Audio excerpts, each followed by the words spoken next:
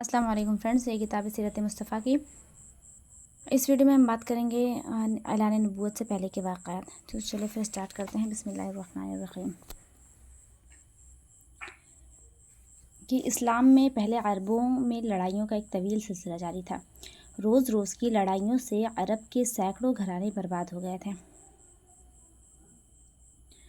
ہر طرف بد امنی اور آئے دن کی لوٹ مار سے ملک کا امن و امان غارت ہو چکا تھا۔ کوئی شخص اپنی جان و مال کو محفوظ نہیں سمجھتا تھا، نہ دن کو چین نہ رات کو آرام۔ اس وحشتناک صورتحال سے تنگ آ کر کچھ صلح پسند لوگوں نے جنگ فجار کے خاتمے کے بعد ایک اصلاحی تحریک چلائی۔ چنانچہ بنو ہاشم، بنو زہرہ اور بنو اسد وغیرہ قبائل قریش کے بڑے بڑے سرداران عبداللہ بن جدعان کے مکان پر جمع ہوئے اور حضور صلی اللہ تعالیٰ علیہ وسلم کے چچا زبیر بن عبد المطلب نے یہ تجویز پیش کی کہ موجودہ حالات کو سدھارنے کے لیے کوئی معاہدہ کرنا چاہیے۔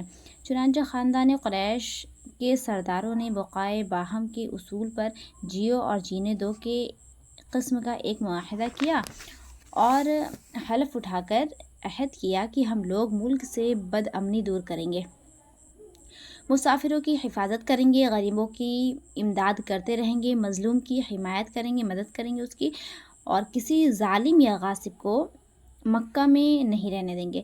اس معاہدے میں حضور صلی اللہ تعالیٰ علیہ وسلم بھی شریک ہوئے اور آپ کو یہ معاہدہ اس قدر عزیز تھا کہ اعلان نبوت کے بعد آپ فرمایا کرتے تھے کہ اس معاہدے سے مجھے اتنی خوشی ہوئی کہ اگر اس معاہدے کے بدلے میں کوئی مجھے سرخ رنگ کی اونٹ بھی دیتا تو مجھے اتنی خوشی نہ ہوتی۔ اور آج اسلام میں اگر کوئی مظلوم یا اہل حلف الفضول کہہ کر مجھے مدد کے لیے پکارے تو میں اس کی مدد کے لیے تیار ہوں۔ ملک شام کا دوسرا سفر۔ جب آپ کی عمر شریف تقریباً 25 سال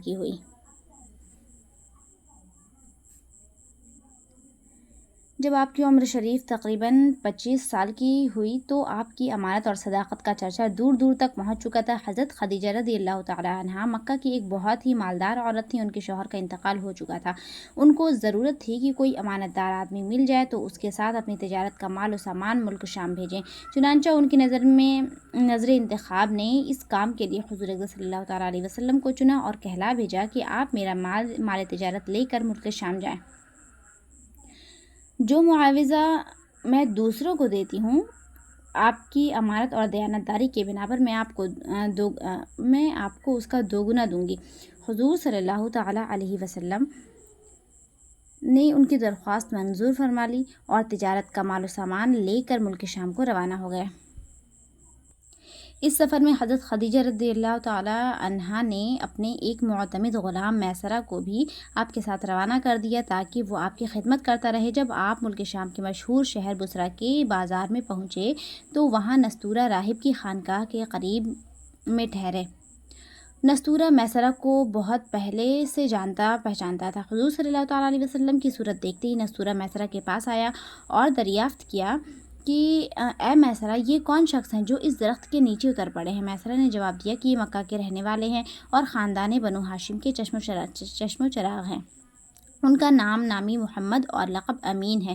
نستورہ نے کہا کہ سوائے نبی کے اس درخت کے نیچے آج تک کوئی نہیں اترا، اس لیے مجھے یقین کامل ہے کہ نبی آخر الزماں یہی ہیں، کیونکہ آخری نبی کی تمام نشانیاں جو میں نے تورات اور انجیل میں پڑھی ہیں وہ سب میں ان میں دیکھ رہا ہوں۔ کاش میں اس وقت تک زندہ رہتا جب یہ اپنی نبوت کا اعلان کریں گے تو میں ان کی بھرپور مدد کرتا اور پوری جانثاری کے ساتھ ان کی خدمت گزاری میں اپنی تمام عمر گزار دیتا۔ اے میسرہ، میں تم کو نصیحت اور وصیت کرتا ہوں کہ خبردار ایک لمحے کے لیے بھی تم ان سے جدا نہ ہونا اور انتہائی خلوص و عقیدت کے ساتھ ان کی خدمت کرتے رہنا، کیونکہ اللہ رب العزت نے ان کو خاتم النبیین ہونے کا شرف عطا فرمایا ہے۔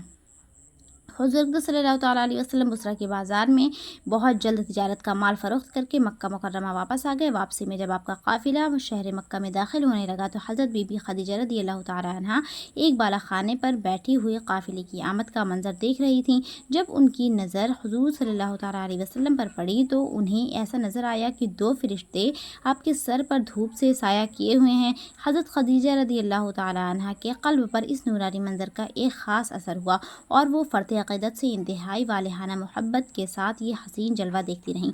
پھر اپنے غلام میسرہ سے انہوں نے کئی دن کے بعد اس کا ذکر کیا تو میسرہ نے بتایا کہ میں تو پورے سفر میں یہی منظر دیکھتا رہا ہوں، اور اس کے علاوہ میں نے بہت سی عجیب و غریب باتوں کا مشاہدہ کیا ہے۔ پھر میسرہ نے نستورہ راہب کی گفتگو اور اس کی عقیدت و محبت کا بھی تذکرہ بھی کیا۔ یہ سن کر حضرت بی بی خدیجہ رضی اللہ تعالیٰ عنہا کو آپ سے بے پناہ قلبی تعلق اور بے حد عقیدت و محبت ہو گئی، اور یہاں تک کہ ان کا دل جھک گیا کہ انہیں آپ سے نکاح کی رغبت ہو گئی۔